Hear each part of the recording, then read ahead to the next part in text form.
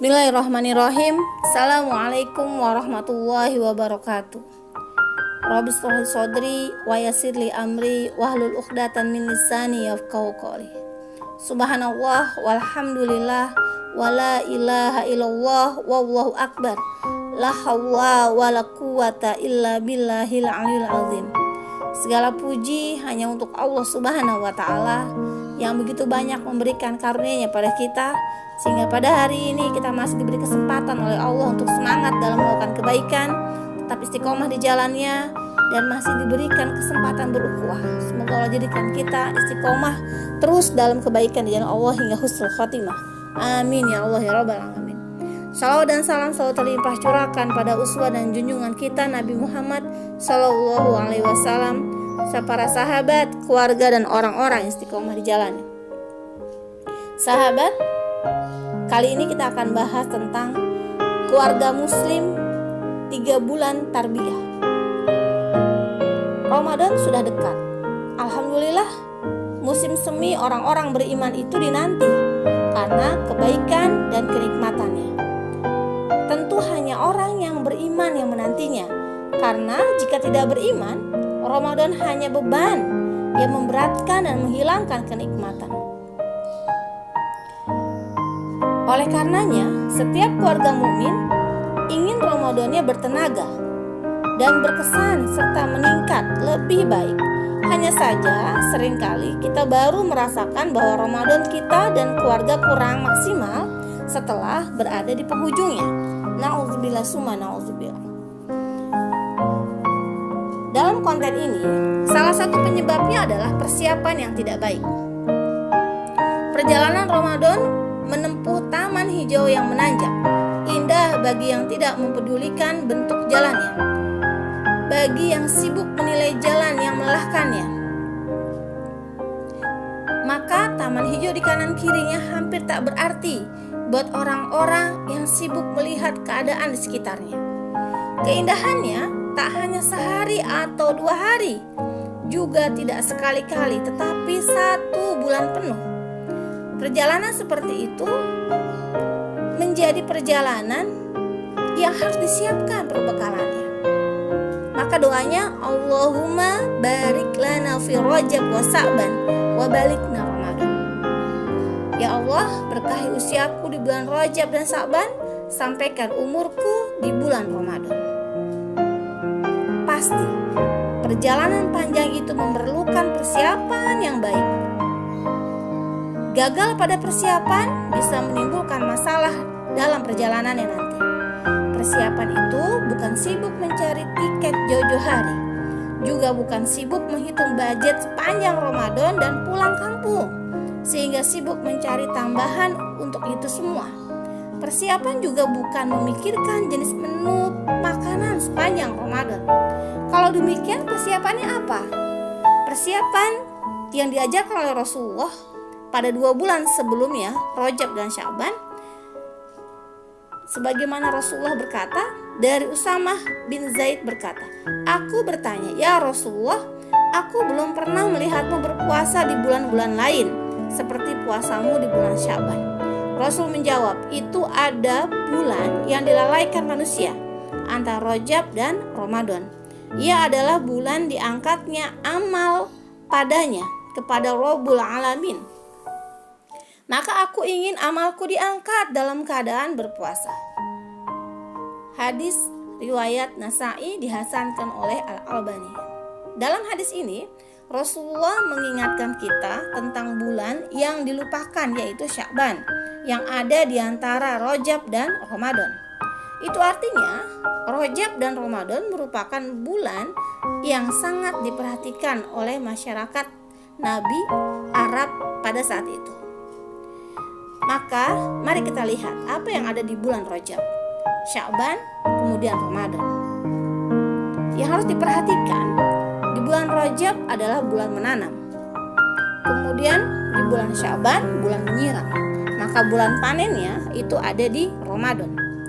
Bulan Rajab, setelah dikaji oleh para ulama, seluruh riwayat hadis tentang keutamaan bulan Rajab, maka inilah 2 kesimpulan 2 ulama besar di bidang hadis. Ibnu Qayyim Setiap hadis tentang puasa Rajab dan sholat pada sebagian malamnya adalah dusta. Al-Manarul Munif halaman 96. Kemudian Ibnu Hajar, tidak ada dalil yang sahih tentang keutamaan bulan Rajab, baik keutamaan untuk puasa atau qiyam. Tabyinul Ajab halaman 11. Dengan demikian, tidak ada amal khusus di bulan Rajab sama sekali, karena beribadah harus berlandaskan dalil yang sahih. Jika tidak, maka kita termasuk orang-orang yang beramal dengan tanpa ilmu, sebagaimana yang disifati dalam Al-Fatihah dengan kata ad-dallin, yang artinya sesat. Tetapi bulan Rajab mempunyai keistimewaan seperti yang disampaikan oleh Al-Quran.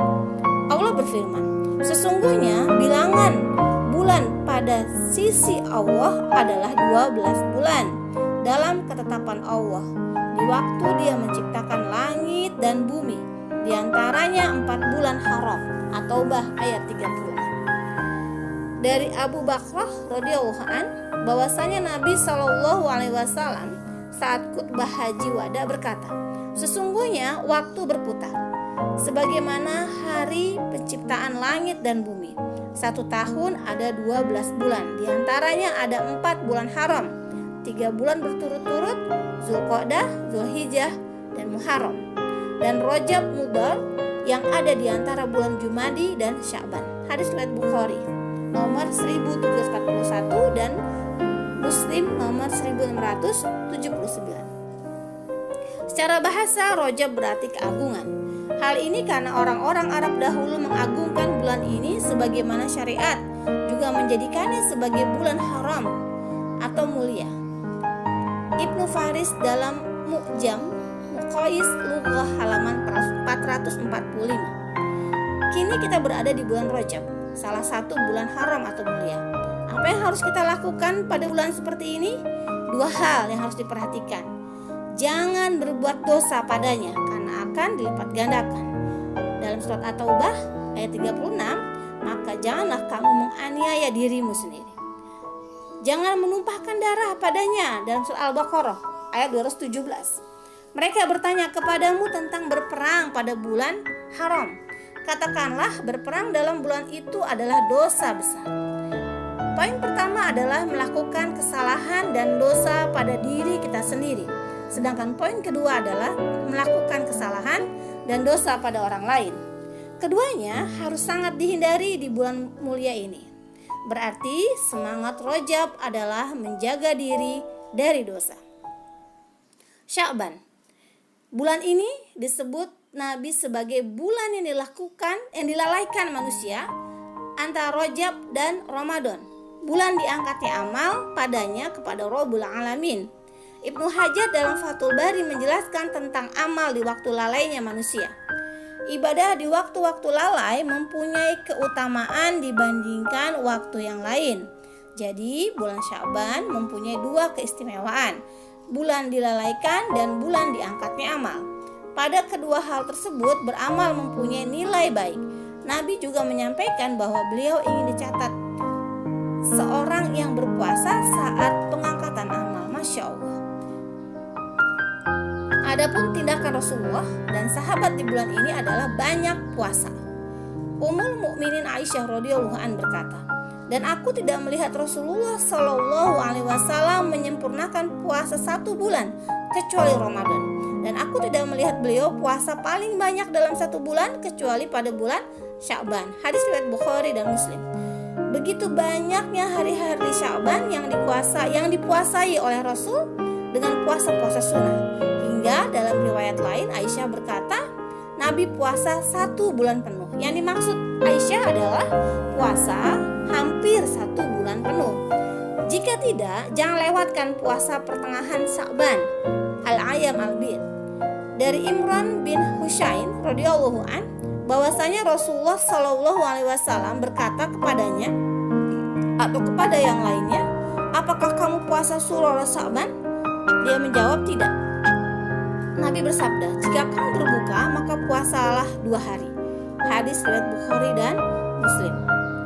Kata suror atau saror, Sya'ban, para ulama berbeda pendapat. Apakah awal, pertengahan, atau akhir bulan? An-Nawawi menjelaskan hal ini dalam Al-Minhaj. Pendapat yang kuat adalah pertengahan dan akhir bulan. Jika maksudnya adalah pertengahan, maka yang dimaksud adalah puasa al-ayyam al-bid. Dan jika yang dimaksud adalah akhir bulan, maka yang dimaksud adalah bagi mereka yang biasa berpuasa sunnah, diizinkan untuk puasa di akhir Sya'ban. Sya'ban adalah bulan Nabi menganjurkan untuk kita isi dengan banyak puasa. Jika tidak mampu berpuasa banyak, maka berpuasalah pada pertengahannya, 13, 14, 15 Sya'ban atau di bulan Hijriyah. Bersihkan kemusyrikan dan saling memaafkan.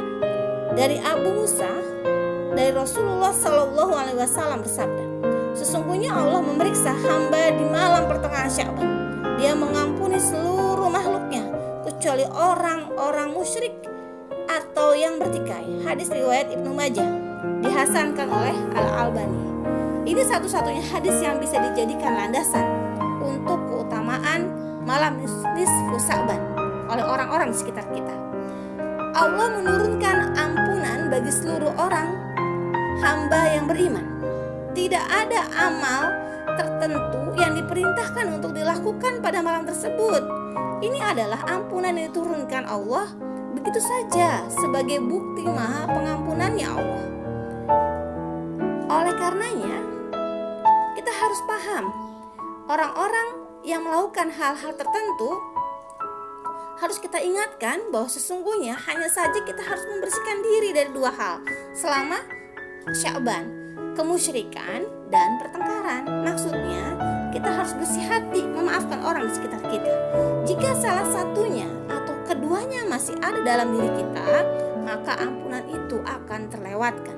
Jadi, budaya meminta maaf menjelang Ramadan lebih bagus jika dilaksanakan sebelum pertengahan Sya'ban. Batas akhir membayar hutang Ramadan yang lalu juga harus dilakukan.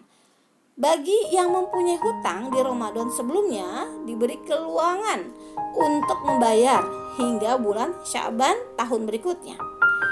Hal ini dilakukan oleh Ummul Mukminin Aisyah radhiyallahu an. Aisyah radhiyallahu an berkata, "Saya mempunyai hutang puasa Ramadan. Saya tidak mampu menggantinya kecuali pada bulan Sya'ban, dikarenakan kesibukanku melayani Rasulullah Shallallahu Alaihi Wasallam." Hadis riwayat Bukhari dan Muslim. Maka semboyan orang beriman di bulan Sya'ban berlatih dan memperbanyak amal.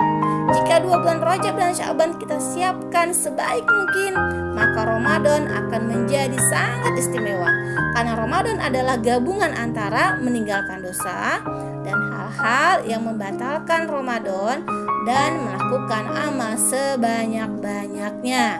Rajab mengajarkan separuh yang pertama, sementara Sya'ban mengajarkan separuh yang kedua. Kesimpulannya, apa yang harus dilakukan bagi kita dan keluarga kita untuk menyiapkan diri menghadapi Ramadan?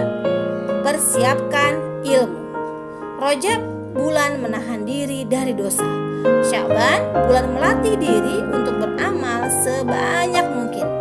Banyak berpuasa di bulan Sya'ban. Jika tidak mau berpuasa banyak di Sya'ban, maka puasalah pada al-ayyam al-bid, 13, 14, 15 di bulan Sya'ban.